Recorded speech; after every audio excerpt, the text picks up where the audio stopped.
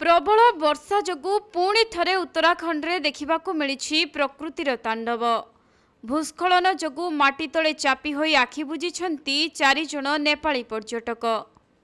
मिलिथिबा सूचना अनुसार खाटगेदेरा हेलीपैड निकटरे भूस्खलन घटी माटी तले 4 जण नेपाली पर्यटक चापी होई जाइथिले। आउ खबर पाइबा परे डीडीआरएफ टीम पक्षरु तुरंत उद्धार कार्य को त्वरान्वित करा जाइथिला।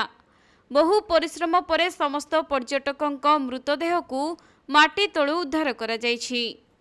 तेबे प्रबल वर्षारे उत्तराखंड बद्रीनाथ जातीय राजपथ बंद रहिछि।